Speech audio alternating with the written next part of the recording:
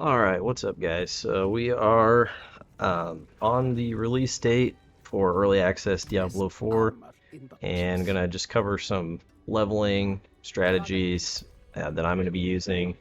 Of course, we don't have full access to the game prior to this, so a lot of us don't know what the best exact way will be to get to max level, but I do think that some of these strategies and just general approaches can help you get to max level efficiently and quickly.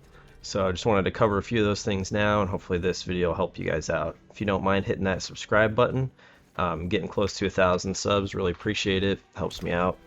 And without that, let's just jump right into this. So first off, the number one thing I would recommend doing is there are potions in the game that you can get pretty much from the start, as soon as you get to the main hub town here in Kiovashad, that give you a 5% boost experience. And I don't believe that it affects quest XP, but it will help just from killing monsters. And then you can also get another 5% boost to XP just from partying or playing in the same area as other players if you're out in the open world. So that's another way that you can help boost your XP. So that will give you about 10% extra. And if you're like me and you're more of a solo player, my plan is to just run basically through all of Act 1 as quickly as possible, since we have had the access to it and we kind of know how to quickly and efficiently get through it. After that, I'm going to take whatever route to unlock my class specific quest or power that you kind of see throughout the world. And then as far as other pathing goes, I'm going to look for just whatever dungeon has a good power to unlock for whatever build or whatever seems to be that it would give me the biggest boost in power in terms of just leveling. And as far as builds go, I would probably not decide on a specific build too early on in the game, just because you may get access to, a power, legendary power that's going to really boost your leveling speed. And so just try and approach it, with the mindset of that you'll very likely respec later, and just, I would pick more of like a general build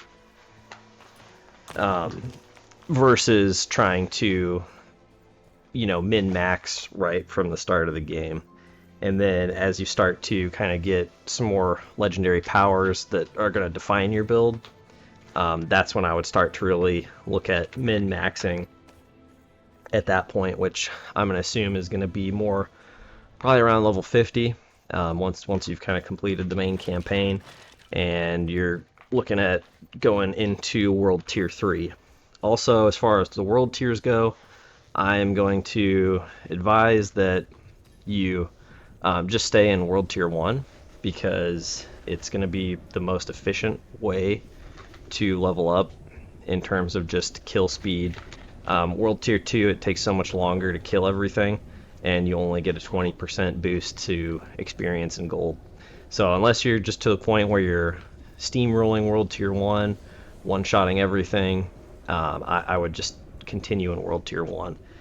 And even then, when you get to that point, you also just have to worry about survivability if you go into World Tier 2.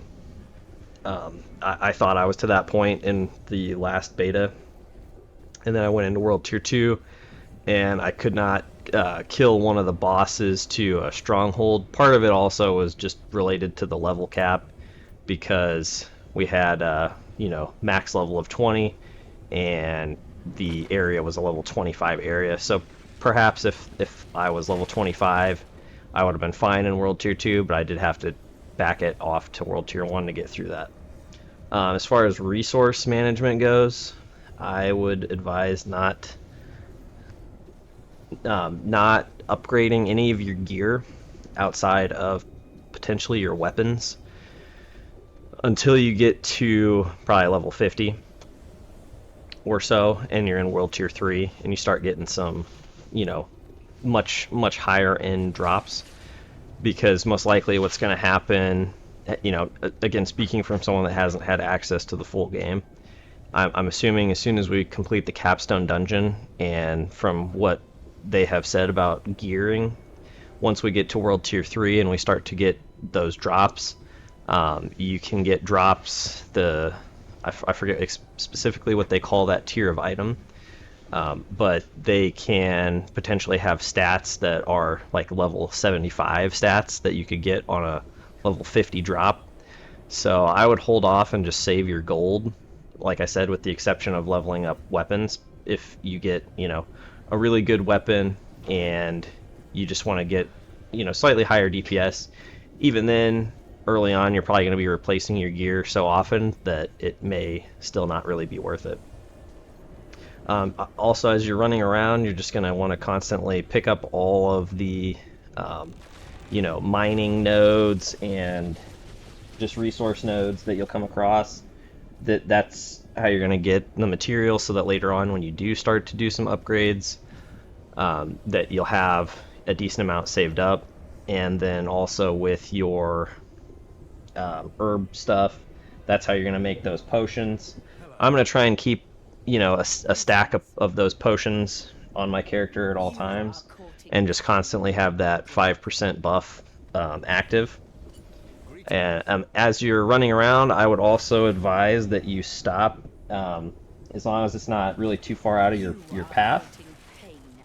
Try and do all of the public events that you're able to, and those are pretty short. You're going to get that boost from being in a group, and if you've got your 5% boost active at the same time, it's really gonna, you're gonna kill a lot of monsters really quickly. You're gonna get some good item drops and other materials, and so it's just really an efficient, quick way to get a boost in your XP and get some gear drops, etc. I would save your gambling stuff. I would just buy some of those keys when you get to your max amount of obols, or whatever it is that they're called. Buy some keys so that you're not capped out and you can keep picking them up.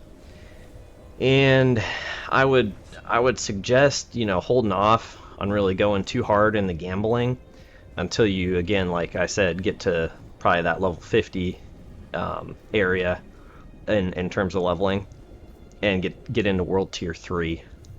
I don't think there's going to be too much of a benefit to gambling prior to that, because probably as soon as you get to World Tier 3, you're going to want to try and, as far as stats go, you're going to want to try and replace pretty much all of your gear.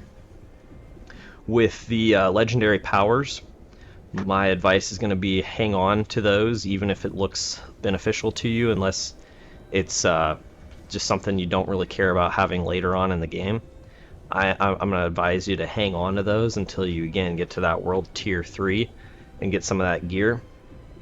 If it's going to be for like your main build, like I've been talking about. If you get multiples of the same power and you want to go ahead and use one because it's going to give you a big boost prior to getting to level 50, I don't really feel like it's going to take that long to get to level 50 though. When we were speeding through in the betas, it took like maybe a day to get to level 20.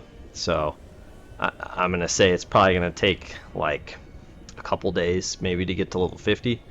It sounds like, from what most people were saying, the main story campaign takes about 20 hours or so to complete.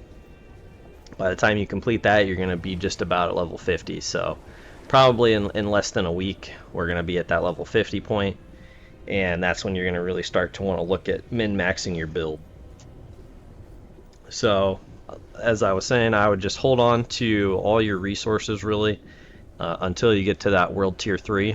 And then you're going to want to start, min-maxing your character, getting that final build kind of on lockdown. And that's when you're going to want to start pumping all your resources and get a really big power spike, so that then you can power through that World Tier 3 and push your level higher, and then also just start pushing into the in-game activities.